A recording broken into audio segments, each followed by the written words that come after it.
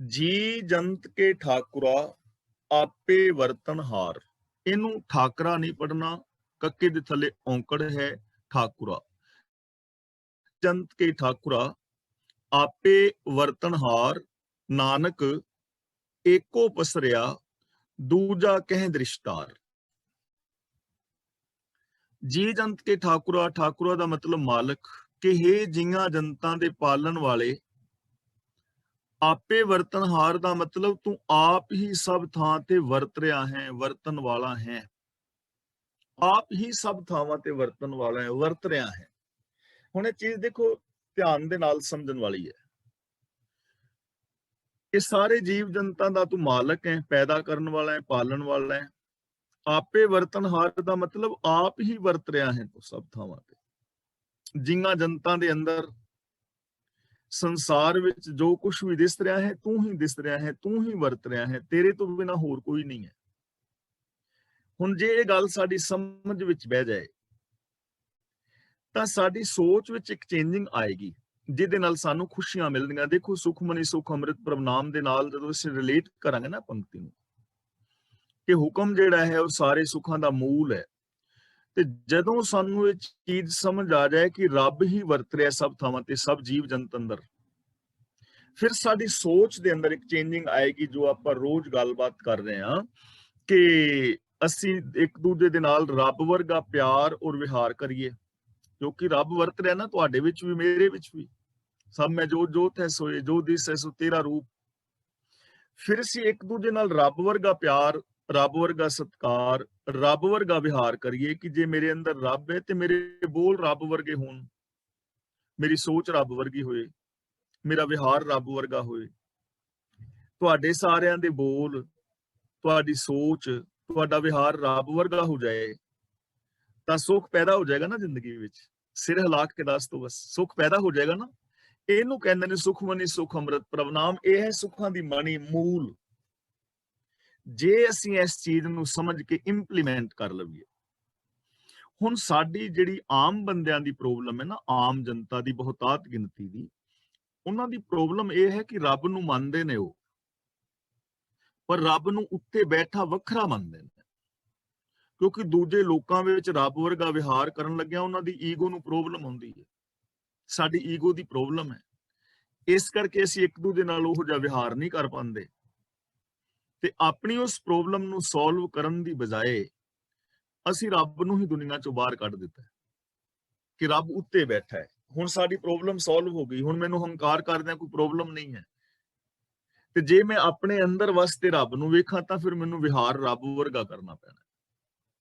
ਜੇ ਮੈਂ ਤੁਹਾਡੇ ਵਿੱਚ ਵਸਤੇ ਰੱਬ ਨੂੰ ਵੇਖਾਂ ਤੇ ਫਿਰ ਮੈਨੂੰ ਤੁਹਾਡੇ ਨਾਲ ਰੱਬ ਵਰਗਾ ਵਿਹਾਰ ਕਰਨਾ ਪਵੇਗਾ। ਤੇ ਗੁਰੂ ਜੀ ਸਾਡਾ ਵਿਹਾਰ ਇੰਨਾ ਉੱਚਾ ਕਰਨਾ ਚਾਹੁੰਦੇ ਨੇ।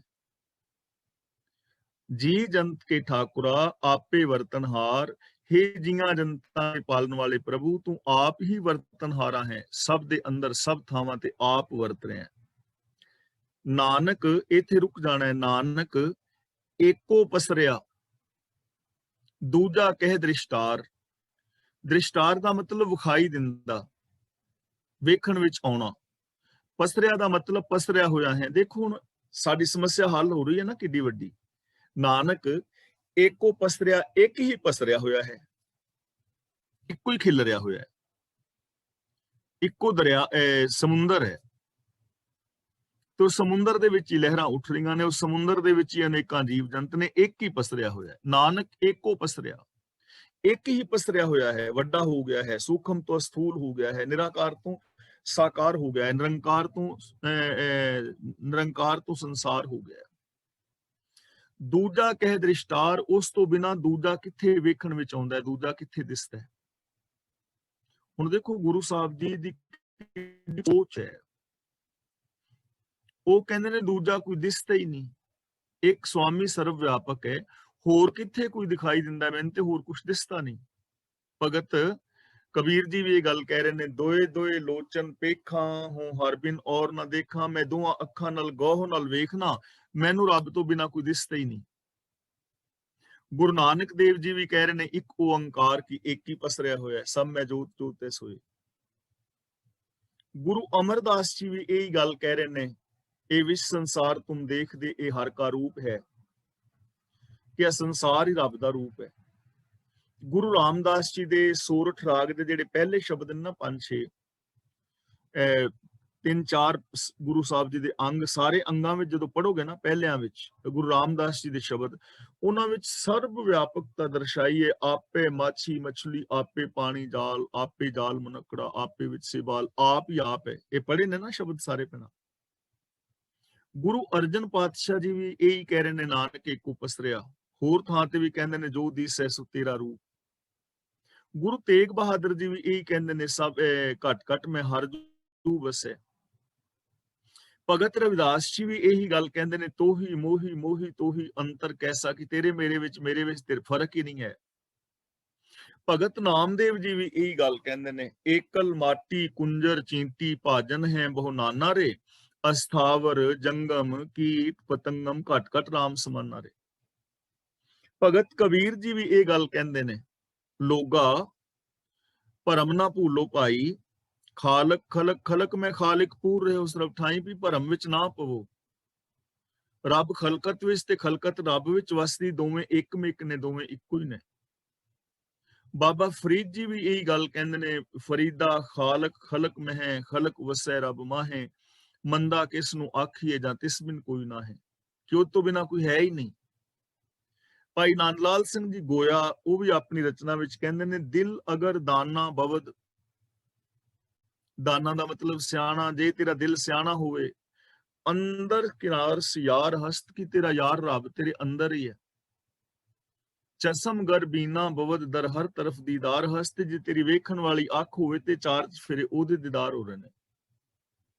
ਹੁਣ ਦੇਖੋ 35 ਦੇ 35 ਮਹਾਪੁਰਸ਼ ਬਾਣੀਕਾਰ ਇੱਕ ਸੁਰ ਦੇ ਨਾਲ ਕਹਿ ਰਹੇ ਨੇ ਕਿ ਸਰਬ ਵਿਆਪਕ ਹੈ ਪ੍ਰਭੂ।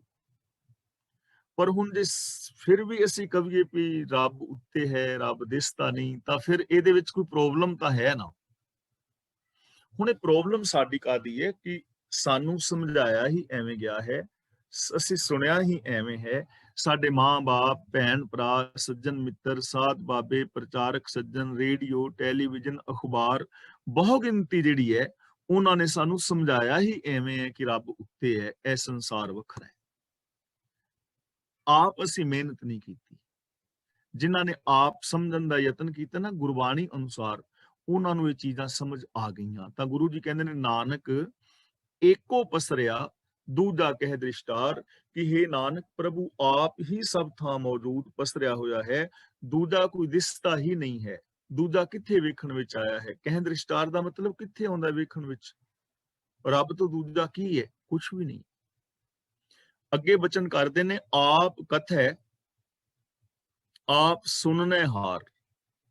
ਸਭ ਜੀਵਾਂ ਵਿੱਚ ਪ੍ਰਭੂ ਆਪ ਬੋਲ ਰਿਹਾ ਤੇ ਆਪ ਹੀ ਸੁਣ ਰਿਹਾ ਹੈ।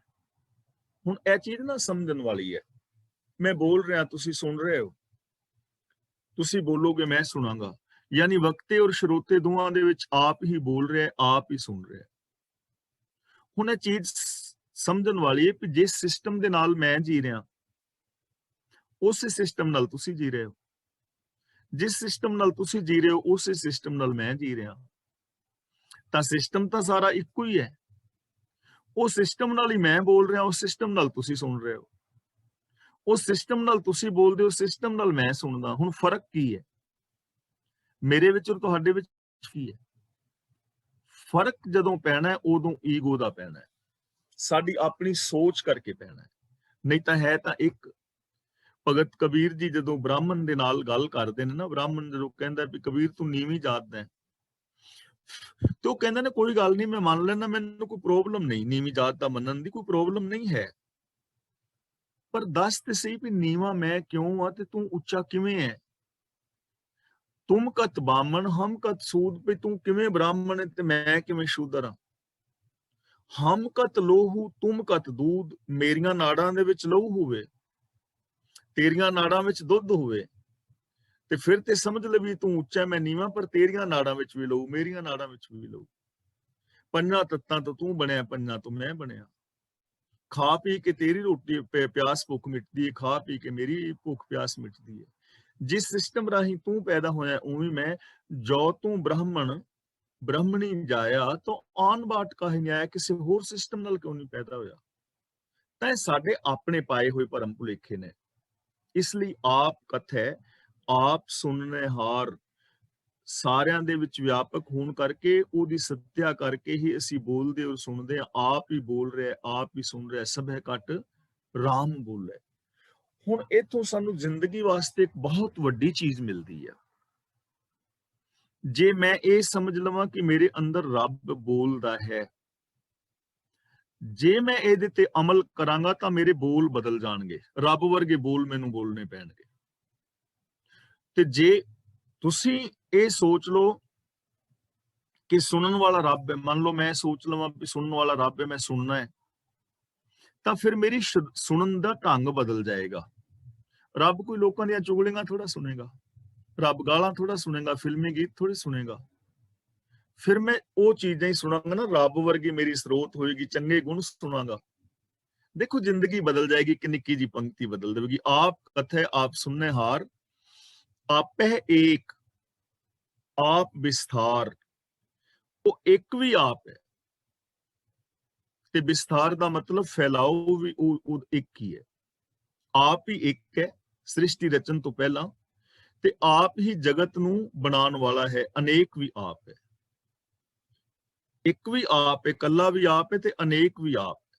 ਜਿਵੇਂ ਆਪਾਂ ਰੋਜ਼ ਇਹ ਮਿਸਾਲ ਦੇ ਰਹੇ ਹਾਂ ਕਿ ਪਾਣੀ ਸ਼ਾਂਤ ਖੜਾ ਹੈ ਸਮੁੰਦਰ ਵਿੱਚ, ਤੇ ਪਾਣੀ ਹੈ, ਲੇਕਿਨ ਹਵਾ ਚੱਲ ਕੇ ਲਹਿਰਾਂ ਪੈਦਾ ਹੋ ਗਈਆਂ, ਬੁਲਬੁਲੇ ਪੈਦਾ ਹੋ, ਬੁਲਬੁਲੇ ਵੀ ਪਾਣੀ ਨੇ, ਲਹਿਰਾਂ ਵੀ ਪਾਣੀ ਨੇ। ਬੇਸ਼ੱਕ ਹਜ਼ਾਰਾਂ ਲੱਖਾਂ ਲਹਿਰਾਂ ਉੱਠਣ, ਹੈ ਤੇ ਪਾਣੀ। ਸੋਨਾ ਵੀ ਸੋਨਾ ਹੈ ਤੇ ਗਹਿਣੇ ਵੀ ਸੋਨਾ ਨੇ। ਆਪ ਇੱਕ ਹੈ, ਇੱਕ ਦਾ ਹੀ ਇਹ ਸਾਰਾ ਵਿਸਥਾਰ ਹੈ। ਜਾਂ ਤਿਸ ਭਾਵੈ ਤਾਂ ਸ੍ਰਿਸ਼ਟ ਉਪਾਏ, ਜਦੋਂ ਉਹਨੂੰ ਚੰਗਾ ਲੱਗਦਾ ਤਾਂ ਸ੍ਰਿਸ਼ਟੀ ਪੈਦਾ ਕਰ ਦਿੰਦਾ ਹੈ। ਭਾਣਾ, ਰਜਾ ਭਾਣਾ ਦਾ ਮਤਲਬ, ਬੋਲੋਗੇ ਮੈਨੂੰ ਪਤਾ ਲੱਗ ਜਾਏਗਾ ਤੁਸੀਂ ਬੋਲ ਰਹੇ ਹੋ। ਰਜਾ ਭਾਣਾ ਦਾ ਮਤਲਬ ਸਿਸਟਮ, ਸਿਸਟਮ ਦੇ ਅੰਦਰ ਇਹ ਸ੍ਰਿਸ਼ਟੀ ਪੈਦਾ ਹੋ ਜਾਂਦੀ ਹੈ। ਉਹ ਨਿਰੰਕਾਰ ਤੋਂ ਸਾਕਾਰ ਹੋ ਜਾਂਦਾ ਹੈ। ਜਦੋਂ ਉਹਨੂੰ ਚੰਗਾ ਲੱਗਦਾ ਹੈ ਤਾਂ ਉਹ ਸ੍ਰਿਸ਼ਟੀ ਦਾ ਰੂਪ ਧਾਰਨ ਕਰ ਲੈਂਦਾ ਹੈ। ਸ੍ਰਿਸ਼ਟੀ ਆਪਣੇ ਤੋਂ ਪੈਦਾ ਕਰ ਦਿੰਦਾ ਹੈ, ਆਪਣੇ ਤੋਂ ਸ੍ਰਿਸ਼ਟੀ ਪੈਦਾ ਕਰਦਾ ਹੈ। ਜਿਹੜੀਆਂ ਲਹਿਰਾਂ ਨੇ ਨਾ, ਉਹ ਪਾਣੀ ਤੋਂ ਹੀ ਪੈਦਾ ਹੁੰਦੀਆਂ ਨੇ, ਪਾਣੀ ਦਾ ਹੀ ਰੂਪ ਹੁੰਦੀਆਂ ਨੇ, ਵੱਖਰੀਆਂ ਨਹੀਂ ਹੁੰਦੀਆਂ। ਇਸੇ ਤਰ੍ਹਾਂ ਇਹ ਸ੍ਰਿਸ਼ਟੀ ਜੀਵ ਜੰਤ ਰੱਬ ਤੋਂ ਹੀ ਪੈਦਾ ਹੁੰਦੇ ਨੇ, ਰੱਬ ਤੋਂ ਵੱਖਰੇ ਨਹੀਂ ਹਨ, ਰੱਬ ਦਾ ਹੀ ਰੂਪ ਨੇ। ਇਹ ਚੀਜ਼ਾਂ ਸਮਝਦੇ ਜਾਣਾ ਹੈ। ਆਪਣੇ ਭਾਣੇ ਲੈ ਸਮਾਏ, ਆਪਣੇ ਭਾਣੇ ਆਪਣੀ ਰਜਾ ਵਿੱਚ, ਆਪਣੇ ਹੁਕਮ ਵਿੱਚ, ਸਿਸਟਮ ਦੇ ਅੰਦਰ ਸਮਾਏ ਦਾ ਮਤਲਬ ਸਮੇਟ ਲੈਂਦਾ ਹੈ। ਹੁਣ ਕਿਸੇ ਚੀਜ਼ ਦਾ ਵਿਸਥਾਰ ਵੀ ਹੁੰਦਾ ਹੈ, ਸਿਸਟਮ ਦੇ ਵਿੱਚ ਹੋ ਰਿਹਾ ਹੈ, ਤੇ ਜੇ ਉਹ ਸਮੇਟੀ ਜਾ ਰਹੀ ਹੈ, ਖਤਮ ਹੋ ਰਹੀ ਹੈ, ਤੇ ਸਿਸਟਮ ਵਿੱਚ ਹੋ ਰਹੀ ਹੈ। ਇੱਥੇ ਤਿੰਨ ਚੀਜ਼ਾਂ ਚੱਲ ਰਹੀਆਂ ਨੇ, ਨਿਕਾਸ, ਵਿਕਾਸ ਔਰ ਵਿਨਾਸ਼। ਜਨਮ, ਜੀਵਨ, ਔਰ ਇਹ ਸਾਰਾ ਸਿਸਟਮ ਵਿੱਚ ਹੈ। ਮੇਰਾ ਜਨਮ ਸਿਸਟਮ ਵਿੱਚ ਹੋਇਆ, ਹੁਣ ਮੇਰਾ ਵਿਕਾਸ ਹੋਣਾ ਸ਼ੁਰੂ ਹੋਇਆ। ਪਹਿਲੇ ਸਵਾਸ ਤੋਂ ਵਿਕਾਸ ਹੋਣਾ ਸ਼ੁਰੂ ਹੋਇਆ ਨਾ, ਸਰੀਰ ਵਧਣਾ ਸ਼ੁਰੂ ਹੋਇਆ, ਤੇ ਇਹ ਵਿਕਾਸ ਮੈਨੂੰ ਵਿਨਾਸ਼ ਵੱਲ ਲੈ ਜਾ ਰਿਹਾ ਹੈ। ਮੇਰਾ ਵਿਕਾਸ ਹੀ ਵਿਨਾਸ਼ ਦਾ ਕਾਰਨ ਬਣੇਗਾ। ਇੱਕ ਇੱਕ ਦਿਨ ਕਰਕੇ ਮੈਂ ਵੱਡਾ ਹੋ ਰਿਹਾ ਨਾ।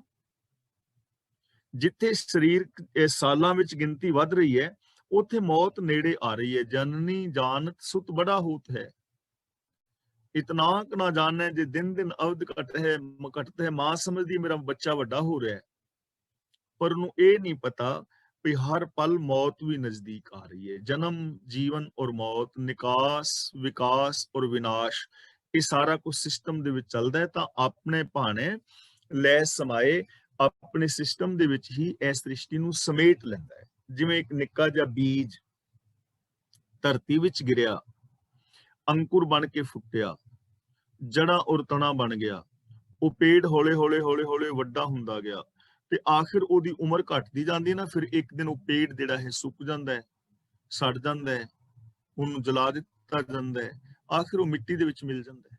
ਇਹ ਸਾਰਾ ਕੁਝ ਸਿਸਟਮ, ਭਾਣੇ ਦਾ ਮਤਲਬ ਸਿਸਟਮ ਵਿੱਚ। ਤੁਮ ਤੇ ਭਿੰਨ ਨਹੀਂ ਕਿਛ ਹੋਏ, ਹੇ ਪ੍ਰਭੂ ਤੇਰੇ ਤੋਂ ਵੱਖਰਾ ਕੁਝ ਨਹੀਂ ਹੋ ਸਕਦਾ। ਭਿੰਨ ਦਾ ਮਤਲਬ ਵੱਖਰਾ, ਤੇਰੇ ਤੋਂ ਵੱਖਰਾ ਕੁਝ ਹੋ ਨਹੀਂ ਸਕਦਾ, ਕੁਝ ਵੀ ਨਹੀਂ ਹੋ ਸਕਦਾ। ਜੇ ਤੁਸੀਂ ਲਹਿਰ ਪੈਦਾ ਕਰਨੀ ਚਾਹੋ ਤਾਂ ਪਾਣੀ ਤੋਂ ਬਿਨਾਂ ਲਹਿਰ ਕਿਵੇਂ ਪੈਦਾ ਕਰ ਲੋਗੇ? ਕੋਈ ਸਾਧਨ ਹੈ ਨਹੀਂ ਨਾ ਕਿ ਪਾਣੀ ਤੋਂ ਬਿਨਾਂ ਲਹਿਰਾਂ ਪੈਦਾ ਕਰ ਲਈਏ। ਪਾਣੀ ਹੋਏਗਾ ਤੇ ਲਹਿਰ ਪੈਦਾ ਹੋਏਗੀ।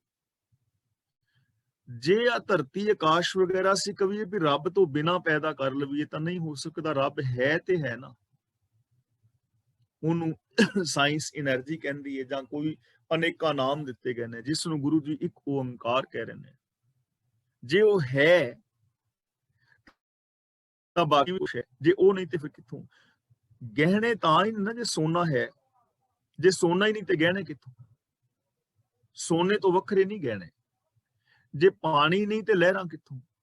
ਜੇ ਬੀਜ ਨਹੀਂ ਤਾਂ ਰੁੱਖ ਦਰਖਤ ਕਿੱਥੋਂ? ਜੇ ਮਾਂ-ਬਾਪ ਨਹੀਂ ਤਾਂ ਬੱਚੇ ਕਿੱਥੋਂ? ਤੇ ਜੇ ਰੱਬ ਨਹੀਂ ਤੇ ਆ ਸੰਸਾਰ ਕਿੱਥੋਂ? ਤੇਰੇ ਤੋਂ ਵੱਖਰਾ ਕੁਛ ਹੈ ਹੀ ਨਹੀਂ, ਇਹ ਸਾਰਾ ਤੇਰਾ ਹੀ ਫੈਲਾਵ ਹੈ। ਆਪਨ ਸੂਤ ਸਭ ਜਗਤ ਪਰੋਏ। ਸੂਤ ਦਾ ਮਤਲਬ ਸੂਤ ਵਿੱਚ, ਧਾਗੇ ਵਿੱਚ ਤੂੰ ਆਪਣੇ ਹੁਕਮ ਰੂਪੀ ਧਾਗੇ ਦੇ ਅੰਦਰ ਸਾਰੇ ਜਗਤ ਨੂੰ ਪਰੋਇਆ ਹੋਇਆ ਹੈ। ਜਿਵੇਂ ਮਾਲਾ ਦੇ ਮਣਕੇ ਇੱਕ ਧਾਗੇ ਵਿੱਚ ਪਰੋਚੇ ਹੁੰਦੇ ਨੇ ਨਾ, ਇੱਥੇ ਸੂਤ ਦਾ ਮਤਲਬ ਰੱਬ ਦਾ ਹੁਕਮ। ਹੁਕਮ ਦੇ ਅੰਦਰ ਇਹ ਸਾਰੀ ਸ੍ਰਿਸ਼ਟੀ ਪਰੁਚੀ ਹੋਈ ਹੈ, ਹੁਕਮ ਤੋਂ ਬਾਹਰ ਨਹੀਂ। ਹੁਕਮ ਦਾ ਮਤਲਬ ਸਿਸਟਮ। ਇਹਨੂੰ ਤੁਸੀਂ ਸਿਸਟਮ ਸ਼ਬਦ ਕਹਿ ਕੇ ਸਮਝਦੇ ਜਾਓਗੇ ਤੇ ਹਰ ਚੀਜ਼ ਸਮਝਣੀ ਸੌਖੀ ਹੋ ਜਾਏਗੀ। ਆਪਨ ਸੂਤ ਸਭ ਜਗਤ ਪਰੋਏ। ਸਾਰੇ ਜਗਤ ਨੂੰ ਆਪਣੇ ਹੁਕਮ ਦੇ ਅੰਦਰ, ਸਿਸਟਮ ਦੇ ਅੰਦਰ ਤੂੰ ਪਰੋਇਆ ਹੋਇਆ ਹੈ। ਨਿੱਕੇ ਜਿਹੇ ਬੈਕਟੀਰੀਆ ਤੋਂ ਲੈ ਕੇ ਵੱਡੇ ਸਾਰੇ ਹਾਥੀ ਤੱਕ, ਖੰਡ ਮੰਡਲ, ਬ੍ਰਹਿਮੰਡ, ਆਕਾਸ਼ ਗੰਗਾਵਾਂ, ਇਹ ਸਭ ਕਿਸੇ ਸਿਸਟਮ ਦੇ ਅੰਦਰ ਕੰਮ ਕਰ ਰਹੀਆਂ ਨੇ। ਜਾਕੋ ਪ੍ਰਭ ਜੀਓ ਆਪ ਬੁਝਾਏ। ਜਿਸ ਨੂੰ ਪ੍ਰਭੂ ਆਪਣਾ ਆਪਾ ਬੁਝਾ ਦਿੰਦੇ ਨੇ, ਸਮਝਾ ਦਿੰਦੇ ਨੇ, ਜਿਹਨੂੰ ਸਮਝ ਪੈ ਜਾਂਦੀ ਹੈ ਰੱਬ ਬਾਰੇ। ਜਾਕੋ ਪ੍ਰਭ ਜੀਓ ਆਪ ਬੁਝਾਏ, ਆਪਣਾ ਆਪਾ ਬੁਝਾ ਦੇਵੇ, ਜਣਾ ਦੇਵੇ। ਸੱਚ ਨਾਮ ਸੋਈ ਜਨ ਪਾਏ। ਸੱਚ ਨਾਮ ਦਾ ਮਤਲਬ, ਜੋ ਸੱਚਾ ਨਾਮ ਦਾ ਮਤਲਬ ਰੱਬ, ਇੱਥੇ ਨਾਮ ਦਾ ਮਤਲਬ ਰੱਬ, ਉਹ ਸੱਚੇ ਨਾਮ ਨੂੰ ਪਾ ਲੈਂਦਾ ਹੈ, ਸੱਚੇ ਰੱਬ ਨੂੰ ਪਾ ਲੈਂਦਾ ਹੈ, ਉਹਨੂੰ ਸਮਝ ਪੈ ਜਾਂਦੀ ਹੈ, ਰੱਬੀ ਗੁਣਾਂ ਨੂੰ ਪਾ ਲਵੇਗਾ ਉਹ। ਜਿਹਨੂੰ ਆਪਣਾ ਆਪਾ ਬੁਝਾ ਦੇਵੇ। ਗੱਲ ਬੁੱਝਣ ਦੀ ਹੈ, ਗੱਲ ਜਾਣਨ ਦੀ ਹੈ, ਔਰ ਜਾਣ ਕੇ ਉਹਨੂੰ ਅਪਣਾਉਣ ਦੀ ਹੈ। ਜੇ ਅਸੀਂ ਇਸ ਗੱਲ ਨੂੰ ਸਮਝ ਲਈਏ ਕਿ ਇਹ ਸਾਰਾ ਜਗਤ ਇੱਕ ਹੈ, ਅਸੀਂ ਸਾਰੇ ਜੀਵ ਜੰਤੂ ਸਿਸਟਮ ਵਿੱਚ ਜੀ ਰਹੇ ਹਾਂ, ਆਪਣਾ ਆਪਾ ਹੀ ਦੂਜਿਆਂ ਦੇ ਵਿੱਚ ਹੈ। ਤੁਹਾਡਾ ਆਪਣਾ ਆਪਾ ਮੇਰੇ ਵਿੱਚ, ਮੇਰਾ ਆਪਣਾ ਆਪਾ ਤੁਹਾਡੇ ਵਿੱਚ। ਤੇ ਜੇ ਅਸੀਂ ਇਹਨਾਂ ਗੁਣਾਂ ਵਾਲਾ ਵਿਹਾਰ ਕਰਨਾ ਸ਼ੁਰੂ ਕਰ ਦਈਏ ਤਾਂ ਜ਼ਿੰਦਗੀ ਬਦਲ ਜਾਏਗੀ। ਸੱਚ ਨਾਮ ਸੋਈ ਜਨ ਪਾਏ। ਉਹ ਸੱਚ ਨੂੰ ਪਾ ਲੈਂਦਾ ਹੈ, ਉਹ ਸੱਚ ਨੂੰ ਸਮਰਪਿਤ ਹੋ ਜਾਂਦਾ ਹੈ। ਤੇ ਉਹ ਜਿਹੜਾ ਬੰਦਾ ਸੱਚ ਨੂੰ ਪਾ ਲਵੇਗਾ, ਜਿਹਨੂੰ ਸਮਝ ਆ ਗਈ, ਜੋ ਇਹਨਾਂ ਗੁਣਾਂ ਦਾ ਧਾਰਨੀ ਹੋ ਗਿਆ, ਜਿਸਨੇ ਸਿਸਟਮ ਨੂੰ, ਰੱਬ ਨੂੰ, ਗੁਣਾਂ ਨੂੰ ਸਮਝ ਲਿਆ, ਇਹਦੇ ਮੁਤਾਬਕ ਜ਼ਿੰਦਗੀ ਜੀਣੀ ਸ਼ੁਰੂ ਕਰ ਦਿੱਤੀ, ਤਾਂ ਉਹਦੀ ਪਹਿਚਾਣ ਕੀ ਹੈ? ਇਹ ਤਾਂ ਨਹੀਂ ਨਾ ਕਿ ਰੱਬ ਦੇ ਵਿੱਚ ਮਿਲਣ ਤੋਂ ਬਾਅਦ ਉਹ ਬੰਦੇ ਦੀ ਮੌਤ ਹੋ ਜਾਣੀ ਹੈ, ਜਾਂ ਉਹਨੇ ਇਸ ਦੁਨੀਆ ਤੋਂ ਉੱਡ ਕੇ ਕਿਤੇ ਚਲੇ ਜਾਣਾ ਹੈ। ਰਹਿਣਾ ਤੇ ਉਹਨੇ ਵੀ ਇੱਥੇ ਹੀ ਹੈ। ਉਹਦੀ ਜ਼ਿੰਦਗੀ ਬਦਲੇਗੀ। ਸੋ ਸਮਦਰਸੀ ਤਤ ਕਾ ਬੇਤਾ। ਬੇਤਾ ਦਾ ਮਤਲਬ ਜਾਣਨ ਵਾਲਾ, ਤਤ ਦਾ ਮਤਲਬ ਅਸਲੀਅਤ, ਸਮਦਰਸੀ ਦਾ ਮਤਲਬ ਸਮਦ੍ਰਿਸ਼ਟਾ, ਸਾਰਿਆਂ ਨੂੰ ਇੱਕ ਨਜ਼ਰ ਦੇ ਨਾਲ ਜਾਣਨ ਵਾਲਾ। ਸੋ ਸਮਦਰਸੀ ਤਤ ਕਾ ਬੇਤਾ। ਤਤ ਦਾ ਮਤਲਬ ਅਸਲੀਅਤ, ਬੇਤਾ ਦਾ ਮਤਲਬ ਜਾਣਨ ਵਾਲਾ। ਉਹ ਅਕਾਲ ਪੁਰਖ ਦਾ ਮਹਿਰਮ ਹੋ ਜਾਂਦਾ ਹੈ, ਉਹ ਅਸਲੀਅਤ ਨੂੰ ਜਾਣਨ ਵਾਲਾ ਹੋ ਜਾਂਦਾ ਹੈ ਕਿ ਅਸਲੀਅਤ ਕੀ ਹੈ। ਅਸਲੀਅਤ ਨੂੰ ਜਾਣਦਾ ਹੈ ਉਹ। ਤੇ ਜਿਹੜਾ ਅਸਲੀਅਤ ਨੂੰ ਜਾਣਦਾ ਹੈ ਉਹ ਸਮਦਰਸੀ, ਸਾਰਿਆਂ ਨੂੰ ਇੱਕੋ ਨਜ਼ਰ ਦੇ ਨਾਲ ਵੇਖਦਾ ਹੈ, ਸਾਰਿਆਂ ਦੇ ਨਾਲ ਇੱਕੋ ਜਿਹਾ ਵਿਹਾਰ ਕਰਦਾ ਹੈ, ਕਿਉਂਕਿ ਉਹਨੂੰ ਸਮਝ ਆ ਗਈ ਨਾ ਅਸਲੀਅਤ ਦੀ। ਹੁਣ ਦੇਖੋ, ਸਾਡਾ ਸਾਰੇ ਵੀਰਾਂ ਭੈਣਾਂ ਦਾ ਜਿਹੜਾ ਨਾ ਇਹ ਚੀਜ਼ ਨੂੰ ਸਮਝਣ ਦੀ ਲੋੜ ਹੈ। ਅਸਲੀਅਤ ਇਹ ਹੈ ਕਿ ਮੇਰੇ ਔਰ ਤੁਹਾਡੇ ਵਿੱਚ, ਤੁਹਾਡੇ ਔਰ ਮੇਰੇ ਵਿੱਚ ਕੋਈ ਫਰਕ ਨਹੀਂ ਹੈ। ਪੰਜਾਂ ਤੱਤਾਂ ਤੋਂ ਹੀ ਸਾਰੇ ਮਨੁੱਖ ਬਣੇ ਨੇ। ਹਿੰਦੂ, ਮੁਸਲਮਾਨ, ਸਿੱਖ, ਈਸਾਈ, ਜੈਨੀ, ਬੋਧੀ, ਪਾਰਸੀ, ਕਾਲੇ, ਗੋਰੇ, ਅਮੀਰ, ਗਰੀਬ, ਪੜ੍ਹੇ, ਅਨਪੜ੍ਹ, ਰਾਜਾ, ਪਰਦਾ, ਇਸਤਰੀ, ਪੁਰਸ਼, ਬੱਚੀ, ਬੱਚੇ, ਜਵਾਨ, ਪੰਜਾਂ ਤੱਤਾਂ ਤੋਂ ਹੀ ਬਣੇ ਨੇ। ਅਸਲੀਅਤ ਤਾਂ ਇਹੋ ਹੀ ਹੈ। ਅਸਲੀਅਤ ਇਹ ਹੀ ਹੈ ਕਿ ਸਾਰੇ ਇੱਕੋ ਸਿਸਟਮ ਵਿੱਚ ਜੀ ਰਹੇ ਨੇ। ਅਸਲੀਅਤ ਇਹ ਹੈ ਕਿ ਸਾਰੇ ਹੀ ਇੱਜ਼ਤ ਚਾਹੁੰਦੇ ਨੇ। ਅਸਲੀਅਤ ਇਹ ਹੈ ਕਿ ਸਾਰੇ ਹੀ ਮਾਣ ਚਾਹੁੰਦੇ ਨੇ, ਸਤਿਕਾਰ ਚਾਹੁੰਦੇ ਨੇ। ਅਸਲੀਅਤ ਤਾਂ ਇਹੀ ਹੈ ਨਾ। ਤੇ ਜਦੋਂ ਬੰਦੇ ਨੂੰ ਅਸਲੀਅਤ ਦਾ ਪਤਾ ਲੱਗ ਜਾਏ, ਉਹ ਫਿਰ ਸਾਰਿਆਂ ਦੇ ਨਾਲ ਇੱਕੋ ਜਿਹਾ ਵਿਹਾਰ ਕਰਦਾ। ਜਿਹੋ ਜਿਹਾ ਵਿਹਾਰ ਮੈਂ ਤੁਹਾਡੇ ਤੋਂ ਚਾਹੁੰਦਾ ਹਾਂ ਨਾ, ਉਹੋ ਜਿਹਾ ਵਿਹਾਰ ਮੈਂ ਤੁਹਾਡੇ ਨਾਲ ਕਰਾਂਗਾ।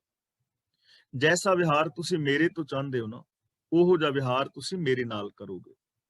ਤੁਸੀਂ ਸਾਰੇ ਚਾਹੁੰਦੇ ਹੋ ਨਾ ਕਿ ਤੁਹਾਨੂੰ ਸੁੱਖ ਮਿਲੇ, ਤੁਹਾਨੂੰ ਮਾਣ ਆਦਰ ਮਿਲੇ, ਤੁਸੀਂ ਮੁਕਤ ਹੋ, ਇਹ ਸਾਰੇ ਚਾਹੁੰਦੇ ਹੋ ਨਾ, ਤਾਂ ਫਿਰ ਮੇਰੇ ਵਾਸਤੇ ਵੀ ਇਹ ਚਾਹੋਗੇ ਕਿ ਸਾਡੇ ਵੀਰ ਨੂੰ ਵੀ ਸੁੱਖ ਮਿਲੇ, ਉਹਨੂੰ ਵੀ ਇੱਜ਼ਤ ਮਿਲੇ, ਉਹਨੂੰ ਵੀ ਅਸੀਂ ਗੁਲਾਮ ਨਾ ਬਣਾਈਏ। ਫਿਰ ਬੰਦਾ ਦੂਜਿਆਂ ਨੂੰ ਵੀ ਸੁੱਖ ਦੇਵੇਗਾ, ਕਿਸੇ ਨੂੰ ਆਪਣਾ ਗੁਲਾਮ ਨਹੀਂ ਬਣਾਏਗਾ, ਕਿਸੇ ਦੇ ਹੱਕ ਨਹੀਂ ਖਾਏਗਾ, ਕਿਸੇ ਦੇ ਨਾਲ ਵਿਰੋਧ ਨਹੀਂ ਕਰੇਗਾ। ਇਹਨੂੰ ਕਹਿੰਦੇ ਨੇ ਸਮਦਰਸੀ। ਹੁਣ ਅਸਲੀਅਤ ਨੂੰ ਸਮਝ ਕੇ ਉਹਦੇ ਤੇ ਅਮਲ ਕਰਕੇ ਸਮਦਰਸੀ ਬਣਨਾ ਹੈ, ਜਿਵੇਂ ਭਾਈ ਕਨਈਆ ਜੀ ਨੇ। ਦੇਖੋ, ਇਹ ਗੱਲਾਂ ਅਸੀਂ ਸੋਚਦੇ ਹਾਂ ਵੀ ਔਖੀਆਂ ਨੇ, ਤੇ ਔਖੀਆਂ ਹੋ ਵੀ ਸਕਦੀਆਂ ਨੇ, ਨੋ ਪ੍ਰੋਬਲਮ, ਔਖੀਆਂ ਨੇ, ਸਾਡੇ ਵਾਸਤੇ ਔਖੀਆਂ ਨੇ, ਮੰਨ ਲਓ, ਪਰ ਇੰਪੋਸੀਬਲ ਨਹੀਂ ਹਨ, ਪੋਸੀਬਲ ਨੇ। ਅਸੀਂ ਐਸਾ ਕਰ ਸਕਦੇ ਹਾਂ, ਤੇ ਜ਼ਿਆਦਾ ਨਹੀਂ ਤਾਂ ਘੱਟ ਤੋਂ ਘੱਟ ਆਪਣੇ ਘਰਦਿਆਂ ਤੋਂ ਤੇ ਸ਼ੁਰੂ ਕਰ ਸਕਦੇ ਆ ਨਾ। ਆਪਣੀ ਨੂੰਹ ਧੀ ਨੂੰ ਇੱਕ ਨਜ਼ਰ ਨਾਲ ਵੇਖੋ, ਆਪਣੇ ਸਹੁਰੇ ਪੇਕੇ ਪਰਿਵਾਰ ਨੂੰ ਇੱਕ ਨਜ਼ਰ ਦੇ ਨਾਲ ਵੇਖੋ। ਅਸੀਂ ਆਪਣੇ ਘਰਾਂ 'ਚ ਤਾਂ ਸ਼ੁਰੂ ਕਰ ਸਕਦੇ ਆ ਨਾ। ਤੇ ਜੇ ਜ਼ਿਆਦਾ ਨਹੀਂ ਤਾਂ ਹਰ ਪਰਿਵਾਰ ਆਪਣੇ ਆਪਣੇ ਘਰ ਦੇ ਜੀਆਂ ਨਾਲ ਐਵੇਂ ਵਰਤਣਾ ਸ਼ੁਰੂ ਕਰ ਦੇਵੇ, ਤਾਂ ਉਹਨਾਂ ਦੀ ਇੱਕ ਹੈਬਿਟ ਬਣ ਜਾਏਗੀ, ਆਦਤ ਬਣ ਜਾਏਗੀ, ਸੰਸਕਾਰ ਬਣ ਜਾਣਗੇ। ਤੇ ਜੇ ਸਾਰਿਆਂ ਦੇ ਸੰਸਕਾਰ ਐਸੇ ਬਣ ਗਏ, ਸੰਸਾਰ ਆਪੇ ਚੰਗਾ ਹੋ ਜਾਣਾ, ਸੰਸਾਰ ਬਦਲ ਜਾਏਗਾ। ਇਹ ਪੋਸੀਬਿਲਿਟੀ ਹੈ, ਹੋ ਸਕਦਾ ਹੈ। ਤੇ ਗੁਰੂ ਜੀ ਸਾਨੂੰ ਐਸਾ ਇਨਸਾਨ ਬਣਾਉਣਾ ਚਾਹ ਰਹੇ ਨੇ। ਨਾਨਕ ਸਗਲ ਸ੍ਰਿਸ਼ਟ ਕਾ ਜੇਤਾ, ਜੇਤਾ ਦਾ ਮਤਲਬ ਜਿੱਤਣ ਵਾਲਾ।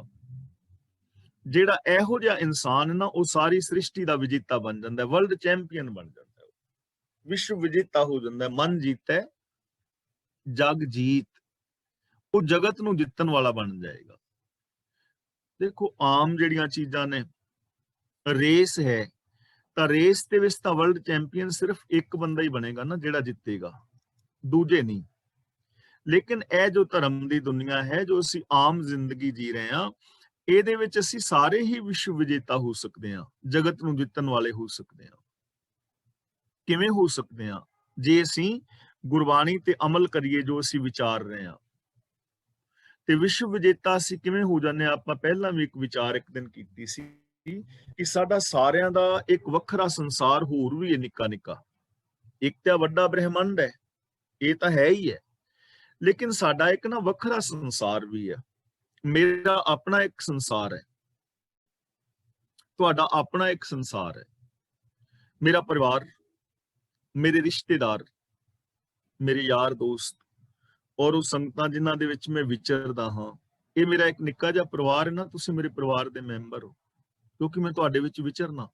ਮੇਰੇ ਰਿਸ਼ਤੇਦਾਰ, ਯਾਰ ਦੋਸਤ, ਮੇਰੇ ਬੱਚੇ, ਇਹ ਮੇਰਾ ਇੱਕ ਸੰਸਾਰ ਹੈ। ਐਵੇਂ ਤੁਹਾਡਾ ਇੱਕ ਸੰਸਾਰ ਹੈ, ਹਰ ਇੱਕ ਦਾ ਵੱਖਰਾ ਹੈ, ਕਿਉਂਕਿ ਰਿਸ਼ਤੇਦਾਰ ਵੱਖਰੇ ਨੇ ਸਾਰਿਆਂ ਦੇ, ਬੱਚੇ ਨੇ, ਜੌਬ ਜਿੱਥੇ ਅਸੀਂ ਕਰਦੇ ਹਾਂ, ਉਹ ਲੋਕ ਵੱਖਰੇ ਨੇ ਸਾਰਿਆਂ ਦੇ। ਨਿੱਕਾ ਨਿੱਕਾ ਇੱਕ ਵੱਖਰਾ ਜਿਹਾ ਸੰਸਾਰ ਹੈ, ਛੋਟਾ ਛੋਟਾ।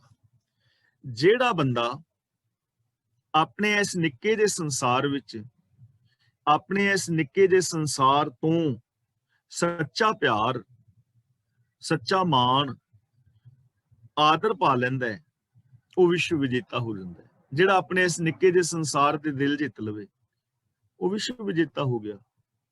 ਤੇ ਜੇ ਅਸੀਂ ਆਪਣੇ ਪਰਿਵਾਰ ਦੇ ਹੀ ਦਿਲ ਨਹੀਂ ਜਿੱਤ ਸਕੇ, ਤਾਂ ਪ੍ਰੋਬਲਮ ਤਾਂ ਹੈ ਨਾ ਕਿਤੇ। ਜੇ ਮੈਂ ਆਪਣੇ ਭੈਣਾ ਭਰਾਵਾਂ ਨਾਲ ਹੀ ਬਣਾ ਕੇ ਨਹੀਂ ਰੱਖ ਸਕਿਆ, ਸੱਜਣਾ ਮਿੱਤਰਾਂ ਦੇ ਨਾਲ ਮੇਰਾ ਠੀਕ ਵਰਤਾਰਾ ਨਹੀਂ, ਉਹਨਾਂ ਨੂੰ ਮੈਂ ਖੁਸ਼ ਨਹੀਂ ਕਰ ਸਕਿਆ, ਤੇ ਰੱਬ ਨੂੰ ਖੁਸ਼ ਕਿੱਥੋਂ ਕਰਾਂਗਾ?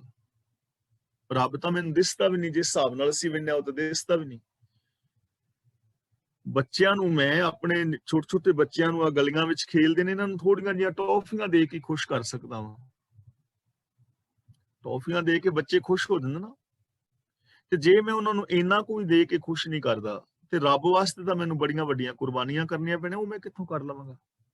ਕਹਿਣ ਤੋਂ ਭਾਵ ਕਿ ਉਹ ਬੰਦਾ ਵਿਸ਼ਵ ਵਿਜੇਤਾ ਹੋ ਜਾਂਦਾ ਹੈ, ਉਹ ਲੋਕਾਂ ਦੇ ਦਿਲਾਂ ਤੇ ਰਾਜ ਕਰਦਾ ਹੈ। ਉਹ ਜਿਹੜਾ ਬੰਦਾ ਸਮਦਰਸੀ ਹੈ, ਜਿਹੜਾ ਅਸਲੀਅਤ ਨੂੰ ਜਾਣ ਲੈਂਦਾ ਨਾ, ਉਹ ਬੰਦਾ ਵਿਸ਼ਵ ਵਿਜੇਤਾ ਹੋ ਜਾਂਦਾ ਹੈ, ਕਿਉਂਕਿ ਉਹ ਸਮਦ੍ਰਿਸ਼ਟਾ ਹੋ ਜਾਂਦਾ ਹੈ।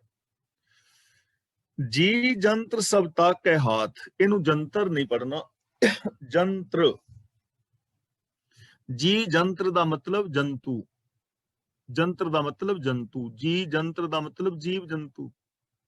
ਸਾਰੇ ਜੀਵ ਜੰਤ ਰੱਬ ਦੇ ਹੱਥ ਵਿੱਚ ਨੇ। ਇੱਥੇ ਹੱਥ ਦਾ ਮਤਲਬ ਹੁਕਮ, ਰੱਬ ਦੇ ਹੁਕਮ ਵਿੱਚ ਨੇ। ਹੁਕਮ ਦਾ ਮਤਲਬ ਸਿਸਟਮ ਵਿੱਚ ਨੇ। ਹੁਣ ਇੱਥੇ ਹੱਥ ਨੂੰ ਹੁਕਮ ਤੇ ਹੁਕਮ ਨੂੰ ਸਿਸਟਮ ਕਹਿ ਕੇ ਸਮਝੋਗੇ, ਝੱਟ ਸਮਝ ਆ ਜਾਣੀ ਹੈ। ਜੀ ਜੰਤਰ ਸਭ ਤੱਕ ਹੈ ਹਾਥ, ਸਾਰੇ ਜੀਵ ਜੰਤ ਰੱਬ ਦੇ ਹੱਥ ਵਿੱਚ ਨੇ, ਰੱਬੀ ਹੁਕਮ ਵਿੱਚ ਨੇ। ਦੀਨ ਦਿਆਲ ਅਨਾਥ ਕੋ ਨਾਥ, ਉਹ ਦੀਨਾਂ ਤੇ ਦਇਆ ਕਰਨ ਵਾਲਾ ਹੈ ਤੇ ਅਨਾਥਾਂ ਦਾ ਮਾਲਕ ਹੈ, ਉਹਦਾ ਰੱਬ ਹੈ। ਦੀਨਾਂ ਤੇ ਉਹ ਦਇਆ ਕਰਨ ਵਾਲਾ ਹੈ। ਹੁਣ ਦੇਖੋ, ਰੱਬ ਦਇਆਲ ਦਾ ਮਤਲਬ ਹੁੰਦਾ ਹੈ ਦਇਆ ਪਲੱਸ ਆਲੇ, ਆਲੇ ਦਾ ਮਤਲਬ ਘਰ। ਰੱਬ ਦਇਆ ਦਾ ਸਾਗਰ ਹੈ। ਰੱਬ ਦੇ ਘਰ ਵਿੱਚ ਹੈ ਹੀ ਦਇਆ, ਉੱਥੇ ਹੋਰ ਕੁਛ ਹੈ ਹੀ ਨਹੀਂ। ਜਿਵੇਂ ਆਪਾਂ ਪਹਿਲਾਂ ਵੀ ਵਿਚਾਰ ਕੀਤੀ ਸੀ ਨਾ, ਵੀ ਸਰੀਏ ਸੀਮੈਂਟ ਦੀ ਦੁਕਾਨ ਤੇ ਜਾਓ ਤੇ ਉਹਨਾਂ ਨੂੰ ਕਹੋ ਭਾਜੀ ਸਾਨੂੰ 2 ਕਿਲੋ ਗੋਭੀ ਦੇ ਦਿਓ, ਪਾਈਆ ਧਨੀਆ ਦੇ ਦਿਓ, ਤੇ ਉਹ ਤੁਹਾਡੇ ਵੱਲ ਵੇਖ ਕੇ ਪਹਿਲਾਂ ਤੇ ਹੱਸਣਗੇ। ਉਹਨਾਂ ਨੇ ਫਿਰ ਕਹਿਣਾ ਵੀ ਸਾਡੀ ਤੇ ਸਰੀਏ ਸੀਮੈਂਟ ਦੀ ਦੁਕਾਨ ਹੈ। ਤੇ ਉਹਨਾਂ ਨੂੰ ਫਿਰ ਕਵੀ ਯਾਰ ਸਰੀਏ ਸੀਮੈਂਟ ਦੀ ਦੁਕਾਨ, ਫਿਰ ਕੀ ਮੈਨੂੰ ਸਰੀਆ ਸੀਮੈਂਟ ਨਹੀਂ ਚਾਹੀਦਾ, ਮੈਨੂੰ 2 ਕਿਲੋ ਗੋਭੀ ਤੇ ਪਾਈਆ ਧਨੀਆ ਦੇ ਦਿਓ, ਤੁਹਾਡਾ ਕੀ ਵਿਗੜਦਾ? ਉਹ ਕਹਿਣ ਸਾਡੇ ਕੋਲ ਹੈ ਹੀ ਨਹੀਂ। ਤੇ ਤੁਸੀਂ ਫਿਰ ਕਹੋ, ਉਹ ਕਹਿਣਗੇ ਭਰਾ ਸਰੀਆ ਲੈ ਜਾ, ਸੀਮੈਂਟ ਬਜਰੀ ਲੈ ਜਾ, ਸਾਡੇ ਕੋਲ ਗੋਭੀ ਹੈ ਹੀ ਨਹੀਂ, ਦਈਏ ਕਿੱਥੋਂ? ਜਿਹੜੀ ਚੀਜ਼ ਹੈ ਹੀ ਨਹੀਂ ਉਹ ਤੇ ਦਿੱਤੀ ਨਹੀਂ ਜਾ ਸਕਦੀ। ਸਾਡੇ ਕੋਲ ਹੈ ਹੀ ਸਰੀਆ ਸੀਮੈਂਟ, ਹੋਰ ਕੁਝ ਹੈ ਹੀ ਨਹੀਂ। ਇਹ ਚੀਜ਼ ਨੂੰ ਸਮਝਿਓ, ਰੱਬ ਦੀਨ ਦਿਆਲ ਹੈ, ਉਹਦੇ ਘਰ ਦਇਆ ਤੋਂ ਬਿਨਾ ਕੁਝ ਹੈ ਹੀ ਨਹੀਂ। ਜੇ ਤੁਸੀਂ ਕਹੋ ਨਾ ਵੀ ਰੱਬਾ ਥੋੜਾ ਜਿਹਾ ਕਹਿਰ ਕਰ, ਤੇ ਉਹਨੇ ਕਹਿਣਾ ਕਹਿਰ ਮੇਰੇ ਕੋਲ ਹੈ ਨਹੀਂ, ਮੇਰੇ ਕੋਲ ਤੇ ਹੈ ਹੀ ਦਇਆ। ਰੱਬ ਦਾ ਘਰ ਹੀ ਦਇਆ ਦਾ ਘਰ ਹੈ। ਰੱਬ ਹੈ ਹੀ ਦਇਆ ਦਾ ਸਾਗਰ। ਹੁਣ ਤੁਸੀਂ ਰੱਬ ਨੂੰ ਕਹੋ ਵੀ ਸਾਨੂੰ ਦਇਆ ਚਾਹੀਦੀ, ਉਹਨੂੰ ਕਹਿਣਾ ਲੈ ਜਾ, ਕਿੰਨੀ ਚਾਹੀਦੀ ਹੈ ਬਈ? ਮੈਂ ਤੇ ਪੈਸਾ ਤੋਂ ਬਿਨਾਂ ਦੇਣਾ, ਜਿੰਨੀ ਚਾਹੀਦੀ ਹੈ ਲੈ ਜਾ, ਜਿੰਨੀ ਚਾਹੀਦੀ ਹੈ ਵਰਤ ਲੈ। ਕਿੰਨੀ ਵਰਤਣੀ ਚਾਹੁੰਦੇ ਹੋ ਦਇਆ ਤੁਸੀਂ? ਸਾਡੇ ਤੇ ਡਿਪੈਂਡ ਕਰੇਗਾ ਨਾ। ਰੱਬ ਤੇ ਦਇਆ ਕਰ ਰਿਹਾ ਹੈ, ਉਹਨੇ ਸੂਰਜ ਬਣਾਤਾ, ਦਇਆ ਕੀਤੀ। ਚੰਦਰਮਾ ਹੈ, ਧਰਤੀ ਹੈ, ਗ੍ਰਹਿ ਨਕਸ਼ਤਰ ਨੇ, ਇੱਥੇ ਪੈਟਰੋਲੀਅਮ ਪਦਾਰਥ, ਲਵਣੀਏ ਪਦਾਰਥ, ਛਾਰੀਏ ਪਦਾਰਥ, ਤੈਲੀਏ ਪਦਾਰਥ, ਹਜ਼ਾਰਾਂ ਕਿਸਮ ਦਾ ਅੰਨ, ਹਜ਼ਾਰਾਂ ਕਿਸਮ ਦੇ ਫੁੱਲ ਫਲ, ਇੱਥੇ ਹਜ਼ਾਰਾਂ ਲੱਖਾਂ ਪਰਬਤ, ਇੱਥੇ ਝਰਨੇ, ਇੱਥੇ ਨਦੀਆਂ, ਨਾਲੇ, ਦਰਿਆ, ਜੀਵ ਜੰਤ, ਕਿੰਨਾ ਕੁਛ ਹੈ, ਜਿੰਨਾ ਮਰਜ਼ੀ ਵਰਤ ਲਓ। ਤੁਸੀਂ ਚਾਹੋ ਕਿ ਰੱਬਾ ਸਾਨੂੰ ਖੁਸ਼ੀ ਚਾਹੀਦੀ ਹੈ, ਤੇ ਉਹ ਕਹੇ ਵੀ ਖੁਸ਼ ਹੋ, ਕਿੰਨਾ ਹੋਣਾ ਚਾਹੁੰਦਾ ਹੈ, ਕਿੰਨਾ ਖੁਸ਼ ਹੋਣਾ ਚਾਹੁੰਦਾ ਹੈ? ਤੁਸੀਂ ਕਹੋ ਇਹਨਾਂ ਤੋਂ ਨੇ ਕਹਿਣਾ ਹੋ ਲੈ, ਨਾ ਹੋ ਜਾ, ਮੈਂ ਤੇ ਤੈਨੂੰ ਰੋਕਿਆ ਨਹੀਂ, ਹੋ ਖੁਸ਼। ਪਰ ਜਦੋਂ ਅਸੀਂ ਖੁਸ਼ ਹੋਣਾ ਹੀ ਨਹੀਂ ਚਾਹੁੰਦੇ, ਅਸੀਂ ਦਇਆ ਨੂੰ ਵਰਤ ਹੀ ਨਹੀਂ ਰਹੇ। ਦਇਆ ਮਿਲੇਗੀ ਤੇ ਉਨੀ ਨਾ ਜਿੰਨਾ ਸਾਡੇ ਕੋਲ ਬਰਤਨ ਹੋਏਗਾ। ਰੱਬਾ ਮੇਰੇ ਤੇ ਦਇਆ ਕਰ, ਮੈਂ ਪੜ੍ਹਨਾ ਚਾਹੁੰਦਾ। ਤੇ ਰੱਬ ਕਹਿੰਦਾ ਠੀਕ ਹੈ ਪੜ੍ਹ ਲੈ, ਕਿੰਨਾ ਪੜ੍ਹਨਾ ਚਾਹੁੰਦਾ ਹੈ? 10ਵੀਂ ਤੱਕ, 12ਵੀਂ ਤੱਕ BA ਕਰਨੀ ਚਾਹੁੰਦਾ ਹੈ, MA ਕਰਨੀ ਚਾਹੁੰਦਾ ਹੈ, ਤੂੰ 2 ਡਿਗਰੀਆਂ ਚਾਹੁੰਦਾ ਹੈ, 4 ਚਾਹੁੰਦਾ ਹੈ, 5 ਚਾਹੁੰਦਾ, ਜਿੰਨੀਆਂ ਮਰਜ਼ੀ ਕਰ ਲੈ, ਮਿਹਨਤ ਕਰਤੇ ਕਰ ਲੈ, ਲੇਕਿਨ ਹੋਣਗੀਆਂ ਉਨੀਆਂ ਜਿੰਨੀਆਂ ਮਿਹਨਤ ਕਰੇਗਾ, ਜਿੰਨੀ ਵਰਤੇਗਾ। ਵਰਤ ਲੈ ਦਿਮਾਗ ਨੂੰ। ਜਿੰਨੇ ਹੁਣ ਦੇਖੋ ਧੀਆਂ ਪੁੱਤਰ, ਭੈਣ ਭਰਾ, ਜ਼ਮੀਨ ਜਾਇਦਾਦ ਤੇ ਸਾਰਾ ਕੁਝ ਕਾਹਦੇ ਲਈ ਹੈ? ਅਸੀਂ ਵਿਆਹ ਕਿਉਂ ਕਰਾਇਆ? ਖੁਸ਼ੀ ਵਾਸਤੇ ਨਾ। ਤੇ ਜੁੰਡੇ ਜੁੰਡੇ ਤੇ ਅਸੀਂ ਜਾਣ ਕੇ ਹੁੰਦਿਆਂ ਵਿਆਹ ਤੇ ਖੁਸ਼ੀ ਵਾਸਤੇ ਕਰਾਇਆ ਸੀ। ਬੱਚਿਆਂ ਨੂੰ ਜਨਮ ਕਿਉਂ ਦਿੱਤਾ ਸੀ? ਖੁਸ਼ੀ ਵਾਸਤੇ। ਲੇਕਿਨ ਅਸੀਂ ਖੁਸ਼ੀ ਰੱਖ ਨਹੀਂ ਨਾ ਪਾਏ। ਸਾਡੇ ਜੀਵਨ ਦਾ ਢੰਗ ਗਲਤ ਹੋ ਗਿਆ ਨਾ। ਦੀਨ ਦਿਆਲ, ਦੀਨਾਂ ਦੇ ਉੱਤੇ ਦਇਆ ਕਰਨ ਵਾਲਾ ਹੈ। ਤੇ ਦੀਨ ਕੌਣ ਨੇ? ਕਹੋ ਕਬੀਰ ਨਿਰਧਨ ਹੈ ਸੋਈ ਜਾ ਕੇ ਹਿਰਦੈ, ਨਾਮ ਨਾ ਹੋਈ ਜਿਨ੍ਹਾਂ ਦੇ ਅੰਦਰ ਗੁਣ ਨਹੀਂ ਹਨ। ਉਹ ਦੀਨ ਨੇ। ਤੇ ਰੱਬ ਦੀਨਾਂ ਦੇ ਉੱਤੇ ਦਇਆ ਕਰਨ ਵਾਲਾ ਹੈ, ਨਿਰਗੁਣਿਆਂ ਨੂੰ ਗੁਣ ਬਖਸ਼ਣ ਵਾਲਾ ਹੈ, ਜਿੰਨੇ ਮਰਜ਼ੀ ਲੈ ਲਓ। ਅਨਾਥ ਕੋ ਨਾਥ, ਅਨਾਥਾਂ ਦਾ ਨਾਥ ਹੈ, ਨਿਕਸਮਿਆਂ ਦਾ ਖਸਮ ਹੈ। ਜਿਸ ਰਾਖੈ ਤਿਸ ਕੋਈ ਨਾ ਮਾਰੇ। ਜਿਹਨੂੰ ਰੱਖਦਾ ਹੈ ਉਹਨੂੰ ਕੋਈ ਨਹੀਂ ਮਾਰਦਾ। ਜਿਹਨੂੰ ਆਪਣੀ ਸ਼ਰਨ ਵਿੱਚ ਰੱਖਦਾ ਹੈ ਉਹਨੂੰ ਕੋਈ ਨਹੀਂ ਮਾਰਦਾ। ਯਾਦ ਰੱਖਣਾ, ਇਹ ਗੱਲ ਸਰੀਰਕ ਮੌਤ ਦੀ ਨਹੀਂ ਹੈ। ਸਰੀਰਕ ਤੌਰ ਤੇ ਸਾਰਿਆਂ ਨੇ ਮਰ ਜਾਣਾ। ਇੱਕ ਸਚਾਈ ਹੈ, ਜੋ ਆਇਆ ਸੋ ਚਲ ਸੀ, ਸਭ ਕੋਈ ਆਈ ਵਾਰੀ ਹੈ। ਕਿਸੇ ਇੱਕ ਬੰਦੇ ਵਾਸਤੇ ਰੱਬ ਆਪਣੇ ਸਿਸਟਮ ਨੂੰ ਨਹੀਂ ਬਦਲਦਾ ਵੀ ਬਾਕੀ ਸਾਰਿਆਂ ਨੂੰ ਮਾਰ ਦੇਵੇ ਤੇ ਇੱਕ ਨੂੰ ਬਚਾ ਲਵੇ। ਉਹ ਸਿਸਟਮ ਨਹੀਂ ਬਦਲਦਾ, ਸਿਸਟਮ ਹੈ। ਇੱਥੇ ਮੌਤ ਦਾ ਮਤਲਬ ਆਤਮਿਕ ਮੌਤ ਹੈ।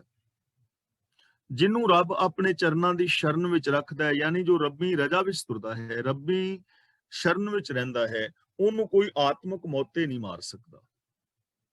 ਉਹਦੇ ਅੰਦਰੋਂ ਕੋਈ ਇਨਸਾਨੀਅਤ ਨੂੰ ਖਤਮ ਨਹੀਂ ਕਰ ਸਕਦਾ, ਉਹਦੀ ਕੋਈ ਜ਼ਮੀਰ ਨੂੰ ਮਾਰ ਨਹੀਂ ਸਕਦਾ।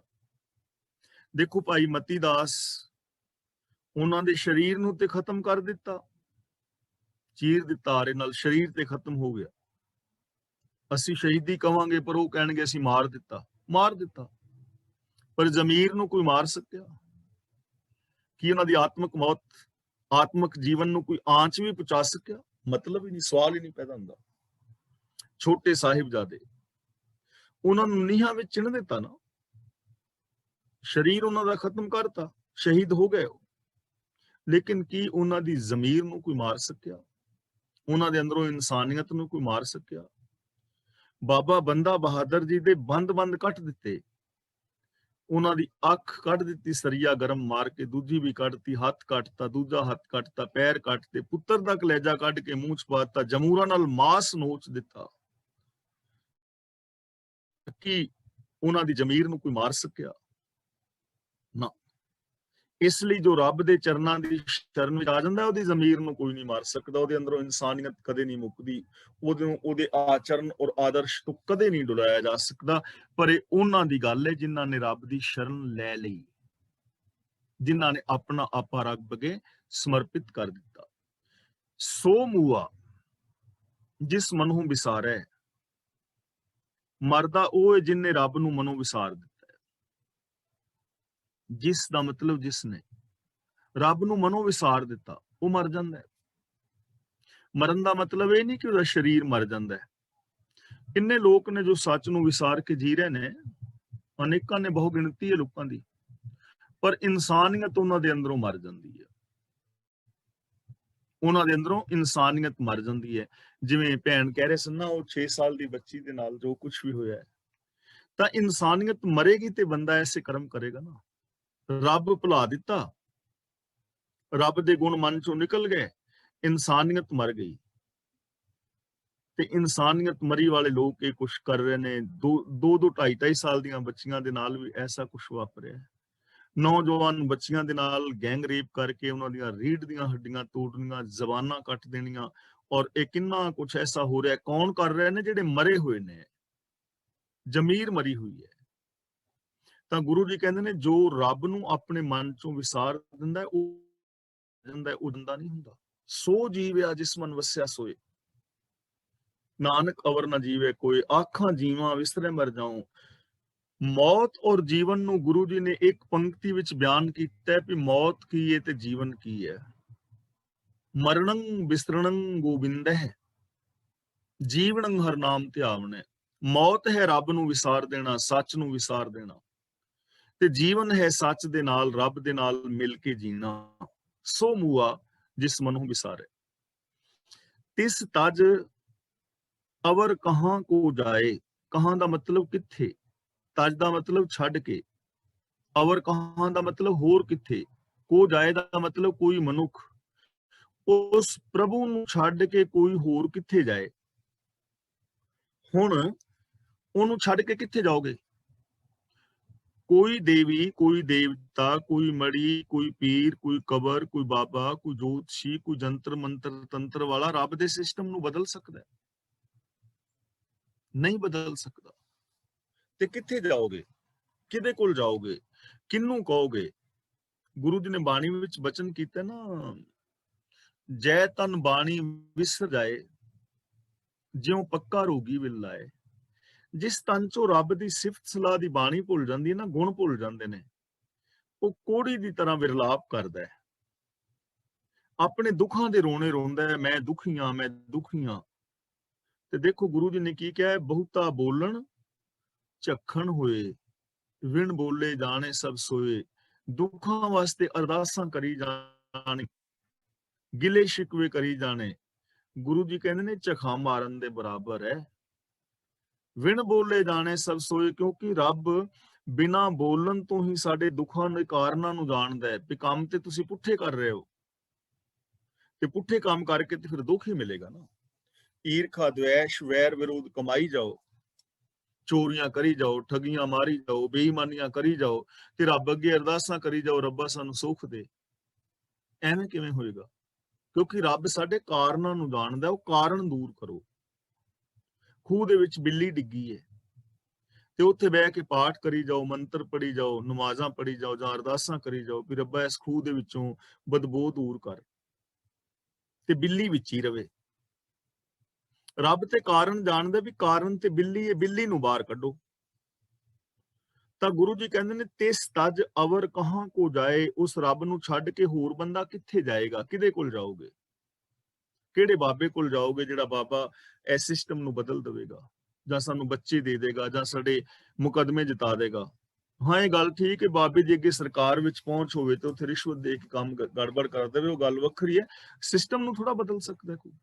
ਤਿਸ ਤਜ ਅਵਰ ਕਹਾਂ ਕੋ ਜਾਏ, ਸਭ ਸਿਰ ਏਕ ਨਿਰੰਜਨ ਰਾਏ, ਸਾਰਿਆਂ ਦੇ ਸਿਰ ਦੇ ਉੱਤੇ ਮਾਇਆ ਦੀ ਮੈਲ ਤੋਂ ਰਹਿਤ ਰੱਬ ਹੈ। ਸਾਰਿਆਂ ਦੇ ਸਿਰ ਤੇ ਉਹਦਾ ਡੰਡਾ ਹੈ, ਹੁਕਮ ਹੈ। ਉਹਨੂੰ ਛੱਡ ਕੇ ਕਿੱਥੇ ਜਾਓਗੇ? ਜਿਹੜੇ ਬਾਬੇ ਕੋਲ ਤੁਸੀਂ ਜਾ ਰਹੇ ਹੋ ਸਿਸਟਮ ਬਦਲਾਉਣ ਵਾਸਤੇ, ਉਹ ਤੇ ਆਪ ਸਿਸਟਮ ਦੇ ਵਿੱਚ ਨਹੀਂ ਬਦਲ ਸਕਦਾ। ਗੁਰੂ ਜੀ ਕਹਿੰਦੇ ਨੇ ਸਾਰਿਆਂ ਦੇ ਉੱਤੇ ਇੱਕ ਰੱਬ ਦਾ ਹੁਕਮ ਹੈ, ਸਾਰੇ ਹੁਕਮ ਦੇ ਵਿੱਚ ਨੇ, ਉਹਨੂੰ ਛੱਡ ਕੇ ਕਿੱਥੇ ਜਾ ਸਕਦੇ ਹੋ? ਕੌਣ ਤੁਹਾਨੂੰ ਸੁੱਖ ਦੇ ਸਕਦਾ ਹੈ? ਇਸ ਲਈ ਐਸ ਹੁਣ ਪੰਕਤੀ ਨੂੰ ਰਿਲੇਟ ਕਰੋ। ਸੁਖਮਨੀ ਸੁਖ ਅੰਮ੍ਰਿਤ ਪ੍ਰਭ ਨਾਮ, ਭਗਤ ਜਨਾ ਕੇ ਮਨ ਵਿਸਰਾਮ। ਰੱਬ ਦਾ ਹੁਕਮ ਸਾਰੇ ਸੁੱਖਾਂ ਦੀ ਮਣੀ ਹੈ, ਉਹਨੂੰ ਛੱਡ ਕੇ ਕਿਵੇਂ ਸੁੱਖ ਪਾ ਸਕਦੇ ਹੋ? ਸਿਸਟਮ ਹੈ ਨਾ, ਹੁਕਮ ਹੈ ਨਾ, ਸਾਰਿਆਂ ਦੇ ਉੱਤੇ ਉਹਦਾ ਹੁਕਮ ਹੈ। ਨਿਰੰਜਨ ਦਾ ਮਤਲਬ ਮਾਇਆ ਦੀ ਮੈਲ ਤੋਂ ਰਹਿਤ। ਸਭ ਜੀਵਾਂ ਦੇ ਸਿਰ ਤੇ ਇੱਕ ਆਪ ਪ੍ਰਭੂ ਹੈ ਜੋ ਮਾਇਆ ਦੇ ਪ੍ਰਭਾਵ ਤੋਂ ਪਰੇ ਹੈ। ਉਹਨੂੰ ਛੱਡ ਕੇ ਕਿੱਥੇ ਕੋਈ ਜਾਏ? ਭਾਵ ਕਿਤੇ ਨਹੀਂ ਜਾ ਸਕਦਾ। ਜੀ ਕੀ ਜੁਗਤ ਜਾ ਕੇ ਸਭ ਹਾਥ। ਜੀ ਕੀ ਜੁਗਤ, ਜਿਹਦੇ ਹੱਥ ਵਿੱਚ ਸਭ ਜੀਆਂ ਦੀ ਜੁਗਤ ਹੈ। ਜੁਗਤ ਦਾ ਮਤਲਬ ਬਣਤਰ ਜੀਵਨ ਦਾ ਢੰਗ, ਜਿਹਦੇ ਹੱਥ ਵਿੱਚ ਹੈ। ਹੱਥ ਦਾ ਮਤਲਬ ਹੁਕਮ, ਹੁਕਮ ਦਾ ਮਤਲਬ ਸਾਡੇ ਸਮਝਣ ਵਾਸਤੇ ਸਿਸਟਮ। ਸਾਰੀ ਜਿਹੜੀ ਜ਼ਿੰਦਗੀ ਹੈ ਇਹ ਰੱਬੀ ਹੁਕਮ ਦੇ ਵਿੱਚ ਹੈ, ਇਹ ਕਿਸੇ ਸਿਸਟਮ ਦੇ ਅੰਦਰ ਹੈ। ਜਿਵੇਂ ਜਿਵੇਂ ਇਹਨੂੰ ਤੁਸੀਂ ਫੋਲੋ ਕਰਦੇ ਹੋ, ਉਸ ਹੁਕਮ ਦੇ ਵਿੱਚ ਜੋ ਜੋ ਕੁਝ ਸੋਚਦੇ ਹੋ, ਕਰਦੇ ਹੋ, ਉਸੇ ਤਰ੍ਹਾਂ ਦੇ ਬਣਦੇ ਜਾਂਦੇ ਆ ਅਸੀਂ। ਜਿਵੇਂ ਦੇਖੋ ਅਲੱਗ-ਅਲੱਗ ਚੀਜ਼, ਜਿਵੇਂ ਇੱਕ ਇਵੈਂਟ ਹੈ, ਕੋਈ ਘਟਨਾ ਹੈ, ਉਸ ਘਟਨਾ ਤੋਂ ਹਰ ਬੰਦਾ ਅਲੱਗ-ਅਲੱਗ ਸੋਚਦਾ ਹੈ। ਘਟਨਾ ਇੱਕ ਹੀ ਹੈ, ਸੋਚਣ ਦਾ ਢੰਗ ਹੈ। ਜਿਵੇਂ ਤੁਹਾਡਾ ਕੋਈ ਸੱਜਣ ਮਿੱਤਰ ਤੁਹਾਡੇ ਕੋਲੋਂ ਗੁਜ਼ਰਿਆ, ਉਹਨੇ ਤੁਹਾਨੂੰ ਬੁਲਾਇਆ ਨਹੀਂ, ਇੱਕ ਇਵੈਂਟ ਹੈ, ਤੇ ਤੁਸੀਂ ਸੋਚਿਆ ਕਿ ਇਹ ਬੰਦਾ ਜਾਣ ਬੁੱਝ ਕੇ ਇਹਨੇ ਮੇਰੀ ਬੇਇੱਜ਼ਤੀ ਕੀਤੀ ਹੈ, ਮੈਂ ਵੀ ਇਹਦੀ ਇਸੇ ਤਰ੍ਹਾਂ ਕਰਾਂਗਾ। ਤਾਂ ਤੁਸੀਂ ਐਵੇਂ ਸੋਚ ਰਹੇ ਹੋ ਤੇ ਤੁਹਾਡੇ ਅੰਦਰ ਗੁੱਸਾ ਪੈਦਾ ਹੋ ਰਿਹਾ ਹੈ। ਇਵੈਂਟ ਕੋਈ ਹੈ, ਬਿਲੀਵ ਸਿਸਟਮ ਨੇ ਅੰਦਰ ਜਿਹੜਾ ਹੈ ਇਮੋਸ਼ਨਸ, ਗੁੱਸਾ ਪੈਦਾ ਕੀਤਾ ਹੈ, ਤੇ ਨਾਲ ਬਿਲੀਵ ਸਿਸਟਮ ਦੇ ਨਾਲ ਇਮੋਸ਼ਨਸ, ਇਮੋਸ਼ਨਲੀ ਗੁੱਸਾ, ਤੇ ਸਰੀਰਕ ਤੌਰ ਤੇ ਕਸਾਵ ਹੋਣ ਕਰਕੇ ਹੋ ਸਕਦਾ ਸਿਰ ਵਿੱਚ ਦਰਦ ਹੋਣ ਲੱਗ ਜਾਏ, ਯਾਨੀ ਫਿਜ਼ੀਕਲੀ ਔਰ ਇਮੋਸ਼ਨਲੀ ਫਰਕ ਪਿਆ ਨਾ। ਦੂਜਾ ਬੰਦਾ, ਘਟਨਾ ਇਹੋ ਹੀ ਹੈ, ਤੇ ਦੂਜਾ ਬੰਦਾ ਇਹ ਸੋਚਦਾ ਹੈ ਕਿ ਸ਼ਾਇਦ ਮੈਂ ਹੁਣ ਇੰਨਾ ਇੰਟਰਸਟਿੰਗ ਨਹੀਂ ਰਹਿ ਗਿਆ, ਇੰਨਾ ਇੰਜੋਇੰਗ ਨਹੀਂ ਰਹਿ ਗਿਆ, ਇਹ ਮੇਰੇ ਨਾਲੋਂ ਕਿਸੇ ਦੂਜੇ ਦੇ ਨਾਲ ਜ਼ਿਆਦਾ ਪਿਆਰ ਕਰਦਾ ਹੈ। ਤਾਂ ਤੁਹਾਡੇ ਅੰਦਰ ਗੁੱਸਾ ਆਇਆ ਸੀ, ਪਰ ਇਹਦੇ ਅੰਦਰ ਈਰਖਾ ਆਏਗੀ, ਜੈਲਸੀ ਪੈਦਾ ਹੋਏਗੀ। ਤੀਜੇ ਬੰਦੇ ਦੇ ਅੰਦਰ ਆਇਆ ਕਿ ਯਾਰ ਮੈਨੂੰ ਸਾਰੇ ਹੀ ਇਗਨੋਰ ਕਰਦੇ ਨੇ, ਇਹਦਾ ਮਤਲਬ ਮੈਂ ਚੰਗਾ ਨਹੀਂ, ਤਾਂ ਉਹਦੇ ਅੰਦਰ ਇਨਫੀਰੀਅਰਿਟੀ ਕੰਪਲੈਕਸ ਪੈਦਾ ਹੋ ਰਿਹਾ ਹੈ। ਚੌਥਾ ਬੰਦਾ ਇਹ ਸੋਚਦਾ ਹੈ ਕਿ ਜਦੋਂ ਹੁਣ ਮੈਨੂੰ ਕਿਤੇ ਮਿਲਿਆ ਨਾ, ਤੇ ਫਿਰ ਮੈਂ ਇਹਨੂੰ ਦੱਸਾਂਗਾ ਵੀ ਤੂੰ ਯਾਰ ਪਹਿਲਾਂ ਵੀ ਮੇਰੀ 2 ਵਾਰੀ ਬੇਇੱਜ਼ਤੀ ਕੀਤੀ ਹੈ। ਇਹਦੇ ਅੰਦਰ ਖੁਸ਼ੀ ਪੈਦਾ ਹੋ ਰਹੀ ਹੈ ਕਿ ਮੈਂ ਇਹਨੂੰ ਦੱਸਾਂਗਾ ਵੀ ਤੂੰ ਕਰਦਾ ਯਾਰ ਐਵੇਂ ਕਰਨਾ ਹੈ।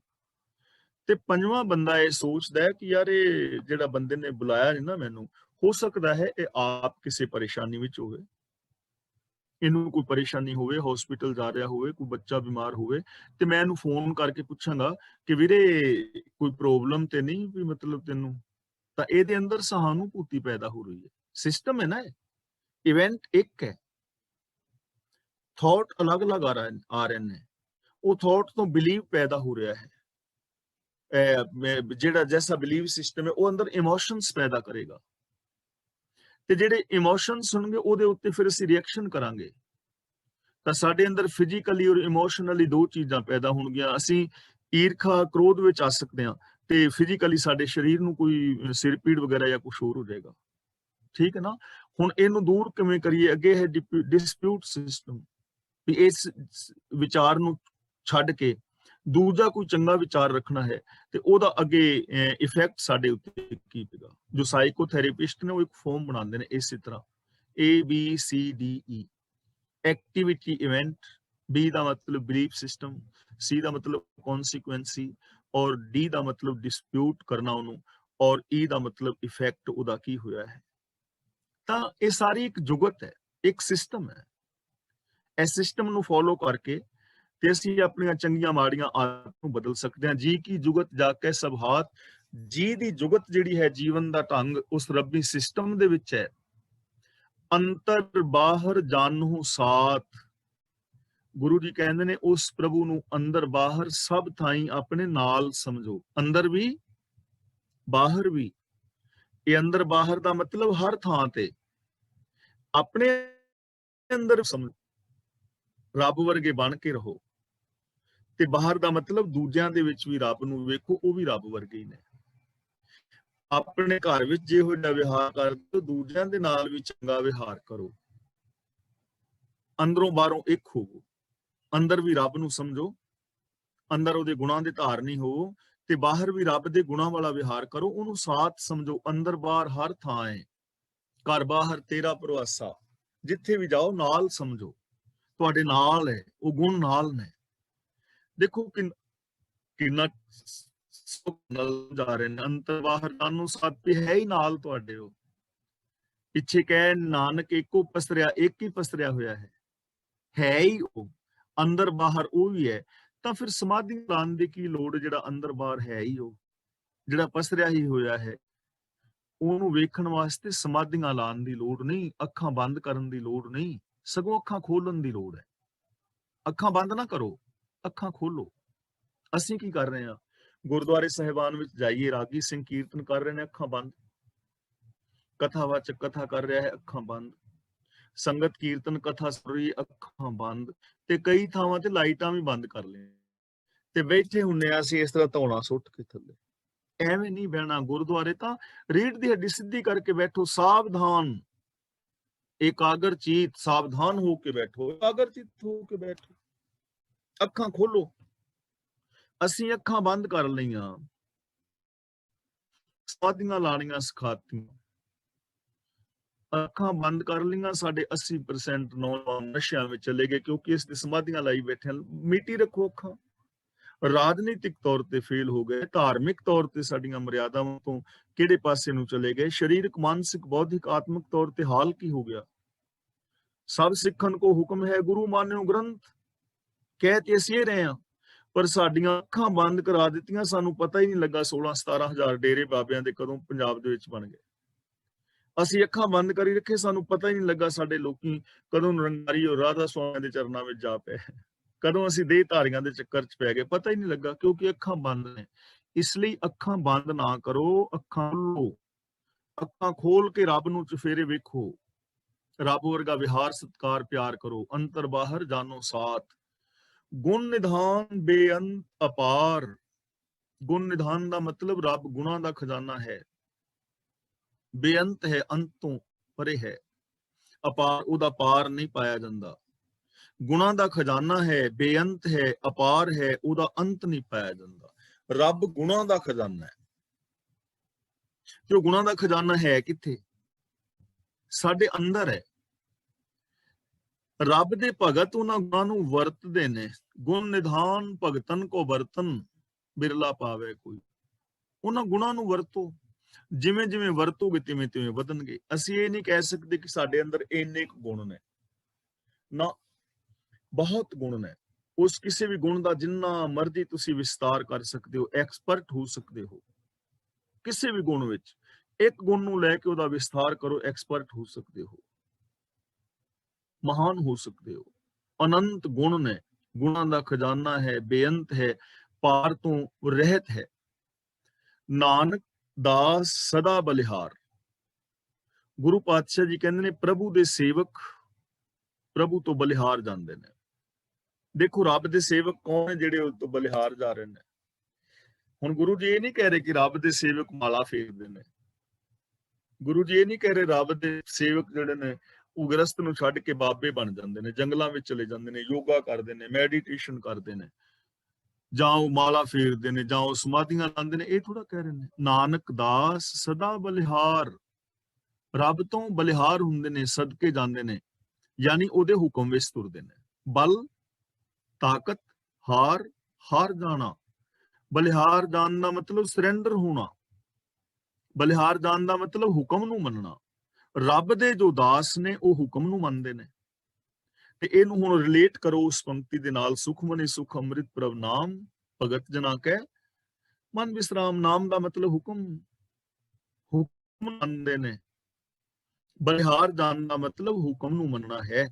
ਤਾਂ ਰੱਬੀ ਹੁਕਮ ਦੇ ਅੰਦਰ ਜ਼ਿੰਦਗੀ ਜੀਣੀ ਹੀ ਰੱਬ ਦੀ ਭਗਤੀ ਹੈ। ਰੱਬ ਦੇ ਜੋ ਪਿਆਰੇ ਨੇ ਰੱਬ ਤੋਂ ਕੁਰਬਾਨ ਜਾਂਦੇ ਨੇ, ਵਾਰ ਨੇ ਸਦਕੇ ਹੁੰਦੇ ਨੇ, ਰੱਬੀ ਗੁਣਾਂ ਦੇ ਧਾਰਨੀ ਹੁੰਦੇ ਨੇ, ਰੱਬੀ ਰਜ਼ਾ ਦੇ ਅੰਦਰ ਉਹ ਜੀਵਨ ਬਤੀਤ ਕਰਦੇ ਹਨ। ਤਾਂ ਅੱਜ ਦੇ ਇਸ ਸ਼ਲੋਕ ਔਰ ਅਸ਼ਟਪਦੀ ਹੀ ਅਸੀਂ ਸਮਝ ਰਹੇ ਹਾਂ ਨਾਨਕ ਏਕੋ ਪਸਰਿਆ। ਉਹ ਇੱਕੋ ਜਿਹੜਾ ਹੈ ਉਹ ਅਨੇਕਾਂ ਢੰਗਾਂ ਤਰੀਕਾਂ ਦੇ ਨਾਲ ਪਸਰਿਆ ਹੋਇਆ ਹੈ। ਇੱਕ ਦਾ ਹੀ ਜਿਹੜਾ ਹੁਕਮ ਹੈ ਇਸ ਸੰਸਾਰ ਦੇ ਅੰਦਰ ਚੱਲ ਰਿਹਾ ਹੈ। ਜਿਹੜਾ ਉਸ ਪ੍ਰਭੂ ਪਰਮਾਤਮਾ ਦੇ ਹੁਕਮ ਰਜ਼ਾ ਦੇ ਅੰਦਰ ਚੱਲਦਾ ਹੈ ਉਸ ਦੀ ਜ਼ਿੰਦਗੀ ਜਿਹੜੀ ਹੈ ਉਹ ਸਫਲੀ ਹੋ ਜਾਂਦੀ ਹੈ। ਔਰ ਸਾਨੂੰ ਇਹ ਚੀਜ਼ ਸਮਝਣ ਦੀ ਲੋੜ ਹੈ, ਜੀ ਜੰਤ ਕੇ ਠਾਕੁਰਾ ਆਪੇ ਵਰਤਨਹਾਰ, ਨਾਨਕ ਏਕੋ ਪਸਰਿਆ।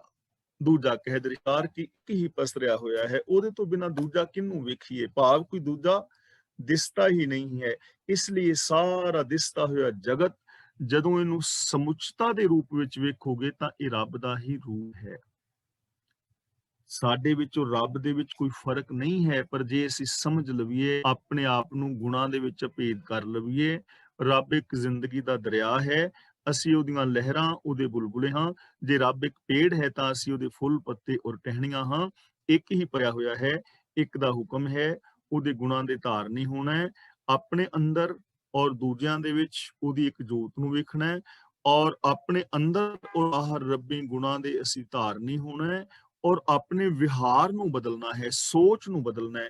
ਜਿਹੜਾ ਬੰਦਾ ਤਤ ਦਾ ਬੇਤਾ ਹੋ ਜਾਏਗਾ, ਇਸ ਅਸਲੀਅਤ ਨੂੰ ਸਮਝ ਲਏਗਾ, ਉਹ ਫਿਰ ਇੱਕ ਦ੍ਰਿਸ਼ਟੀਤਾ ਹੋ ਜਾਏਗਾ, ਭਾਵ ਇੱਕੋ ਜਿਹੀ ਉਹਦੀ ਦ੍ਰਿਸ਼ਟੀ ਹੋ ਜਾਏਗੀ, ਉਹਦਾ ਜੀਵਨ ਬਦਲ ਜਾਏਗਾ।